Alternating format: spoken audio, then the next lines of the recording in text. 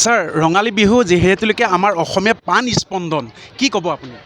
আজি দক্ষিণপাট ৰঙালী বিহু উদযাপন সমিতিয়ে এটা অত্যন্ত গুৰুত্বপূৰ্ণ সামাজিক দায়িত্ব পালন কৰিছে। অকল বিহু উদযাপন কৰাৰ ক্ষেত্ৰতে নহয়, আমাৰ অসমীয়াৰ আমাৰ সংস্কৃতি নতুন প্ৰজন্মৰ মাজত বিলাই দিবলৈ তথা আমাৰ শিপাডাল কটকটীয়া কৰাৰ ক্ষেত্ৰত যি সাংস্কৃতিক তেওঁলোকে ৰক্ষা কৰিছে আৰু জুবিনৰ প্ৰতি আমাৰ হিয়াৰ আমঠু জুবিন গাৰ্গৰ প্ৰতি তেওঁলোকে যি শ্ৰদ্ধাঞ্জলি জ্ঞাপন কৰিছে, প্ৰকৃততে এয়া ধন্যবাদ, সমাজখনৰ পৰা ধন্যবাদৰ পাত্ৰ আৰু আমি তাৰ শলাগ লৈছোঁ।